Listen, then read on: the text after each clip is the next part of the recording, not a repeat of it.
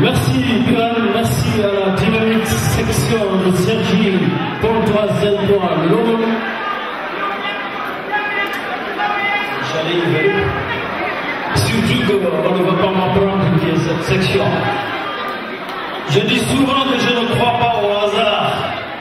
Au moment où Biran allait me donner la parole, on m'annonçait l'arrivée de la responsable nationale du mouvement des femmes de la DSE de France, Mme Maké, Sophia Diop.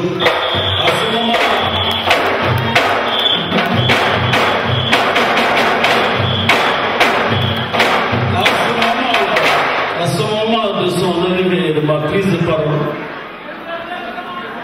en souvenir m'est arrivé, nous avons clos la campagne des élections législatives dans cette même salle, Mme Kombakar. Monsieur le coordonnateur Ahmed Sall, décidément je ne peux pas croire au hasard. Évidemment je crois en Dieu, Allah subhanahu wa ta'ala, mais en même temps il y a toujours des signes et des symboles, et la politique se nourrit des signes et des symboles. Ce moment d'animation politique ne pouvait être mieux choisi. Le sage Ahmed Sall l'a dit à l'entente de ses propos. Il faut que le parti soit uni, et il l'est. Les sections le sont, je parle sous le contrôle du chargé des structures qui a au moins une quarantaine de sections en attente d'être validées. Le parti est fort et se porte bien, en témoigne ce succès populaire dans cette salle. Au moment où je vous parle de la coordination de l'essor, sort d'une animation politique réussie et ils sont en route pour nous rejoindre. Monsieur le ministre, monsieur le DG de la FTP, monsieur qui est ici, dites encore une fois au président de la République que la DSE de France se porte bien, puisque vous en êtes les témoins. Mais le reste, il y va de la vie du parti comme de la famille. Il y a des hauts et des bas. En ce moment, il y a plus de hauts que de bas, mais on ne retrouve les bas, et ainsi est faite la vie. Donc, vous êtes témoin de la vitalité et du dynamisme de la DSE de France. Soyez-en le porte-parole auprès du premier responsable de l'APR, le chef de l'État, le président du parti, son excellence, M. Macky Sall. Pour vous souhaiter la bienvenue, M. le ministre, M. le DG, honorables invités venus du pays que vous constatez, vous êtes parmi vous, vous êtes chez vous, vous êtes en famille. Je vous salue au nom de toute la DSE de France. Je vous dis, soyez la bienvenue parmi nous. Coordonnateur de la médecine, mon cher ami et grand frère, femmes et hommes de cette vaillante section de Sergi Pontoise, pour laquelle j'ai beaucoup d'affection, j'ai saisi votre appel pour mettre en œuvre la commission des sages qui va se réunir sous ton égide, commission des sages, qui a présidé à la création avec Feu Alsan Dieng. J'en profite pour saluer sa mémoire. Responsable de section ici présent, militantes et militants ici présents, le coordonnateur national DSE de France, le frère que je suis, vous lance un appel.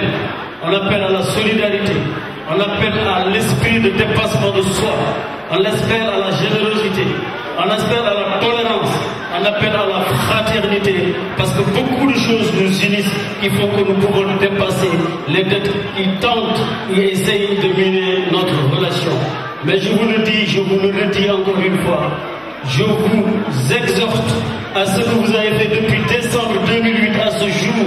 Quotidiennement, vous êtes sur le terrain. Ce que vous faites ici, chaque week-end, et je le dis à chaque réunion de structure, à chaque réunion de la DSE, les militants et les militantes de l'APR ne sont pas, personne ne peut les payer, parce que nous sommes quotidiennement sur, comme si nous étions au temps de l'opposition. Regardez ce qui s'est passé dans cette salle aujourd'hui. Ahmed Sall, quand vous m'avez saisi avec une délégation pour faire cette animation politique, je vous ai dit que nous n'avons pas les moyens de vous aider à la réaliser. Mais vous m'avez dit, monsieur le coordonnateur, nous la ferons quand même. Vous l'avez fait, vous l'avez réussi, soyez-en félicités.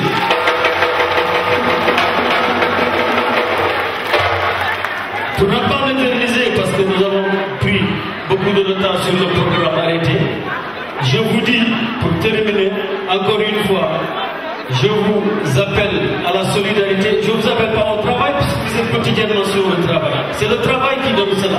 Mais je voudrais aussi vous féliciter, tous ceux qui sont derrière cette réussite, parce que ça nécessite une mobilisation, une énergie, une dépense humaine, le fait de s'absenter de chez soi. Monsieur le coordonnateur, vous avez réussi votre mobilisation. Soyez remerciés au nom de toute la DSE et de toutes les sections de France de cette formidable réussite et de ce meeting de rentrée politique. Et vive la paix, vive la section de Sergi, vive le président de la République Macky Sall, vive le Sénégal. Merci. Madame Baké, vous avez la parole.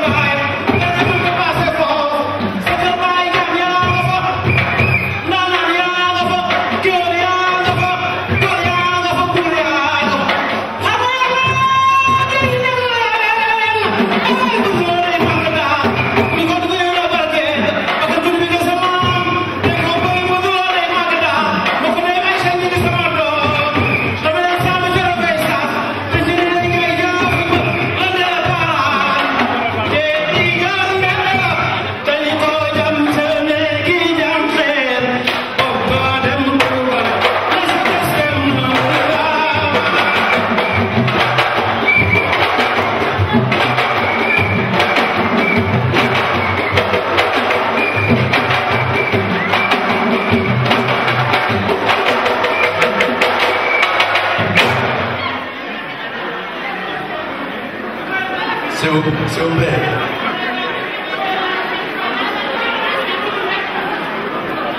Mais je sens que mon rôle de modérateur va être très compliqué.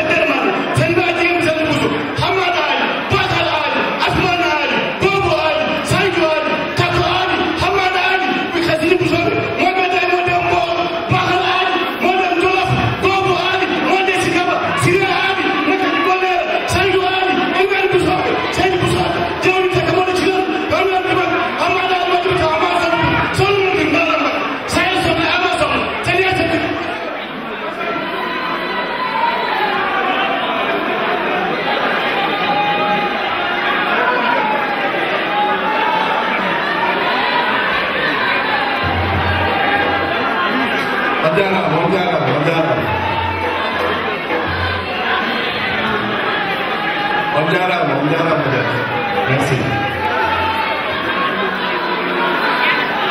Bismillahirrahmanirrahim. Barke Serigne Fallilou. asalaamaaleykum mbokk yi maa ngi leen di nuyu kenn ku nekk ci sa tur ak sa sant di leen ziyaare di leen jëkkalu di leen baal àq te di leen baalu àq di nuyu waa Cergy Pontoise bu baax a baax a baax a baax di nuyu sama papa sama nijaay sama xarit Alaaji Ahmed Sall coordinateur Cergy Pontoise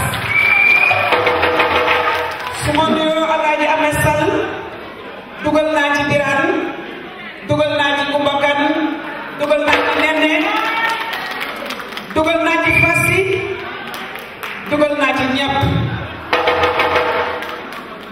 may nuyu monsieur le ministre Yakham Mbaye mon ami et frère di nuyu le directeur général de la RDP mon ami camarade et frère du même département de Pikine Abdoul Karim Sall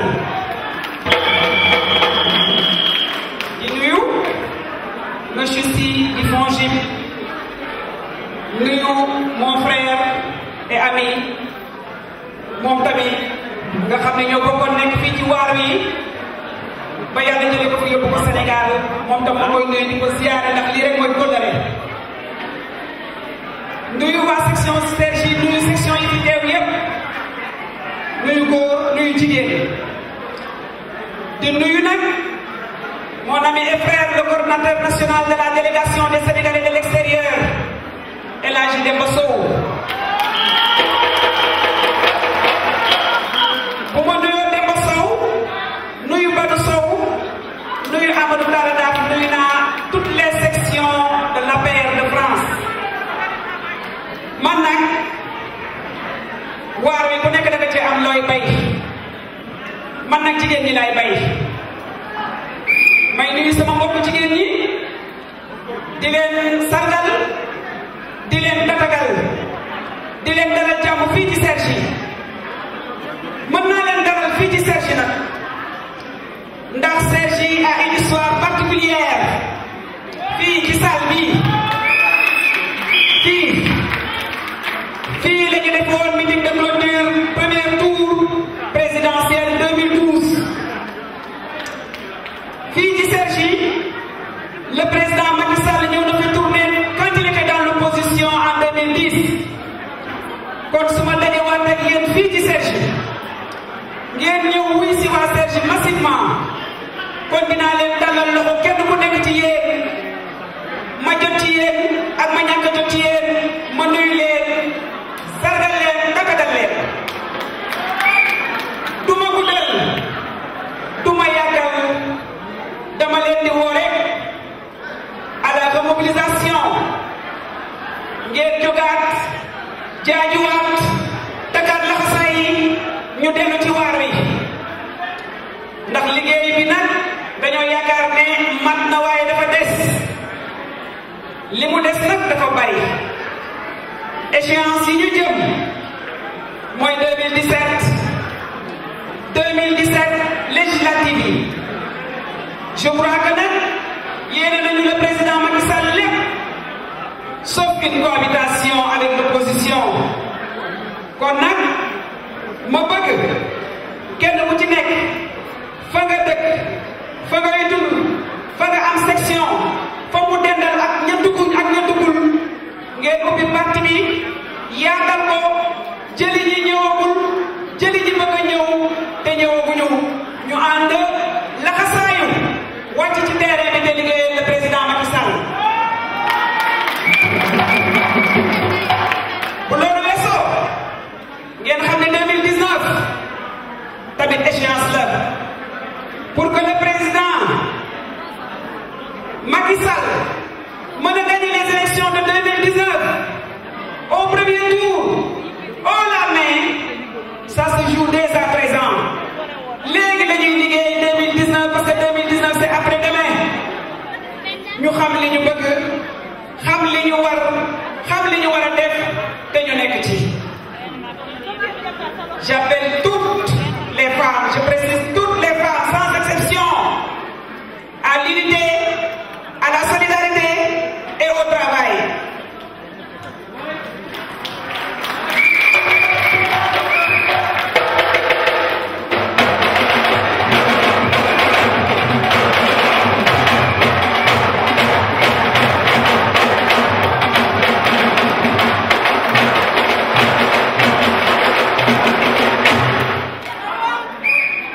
président Macky Sall liggéey la ñu sant le président Macky Sall mooy sama sëriñ Cheikh ngay defar ma borom na bépp joxe moom nag le président Macky Sall mooy borom noppi ak les réalisations le président Macky Sall mooy borom noppi ak jëf ak wane loo xam ni bu ëllëgee bu 2019 bilan la ñuy xeexee l'opposition bilan bi mooy jàppale le président Macky Sall ci li mu sumb li mu nekk li muy liggéey ñu ànd ak moom ci liggéey boobu te wàcc ci terrain bi jëli électeurs yi wàcc ci terrain bi seeti nit ñi wàcc ci terrain bi def proximité wàcc ci terrain bi liggéey man nag moo d'ordre bi travailler encore travailler et toujours travailler wasalaam yal na yàlla may yéegale jàmm ak salaam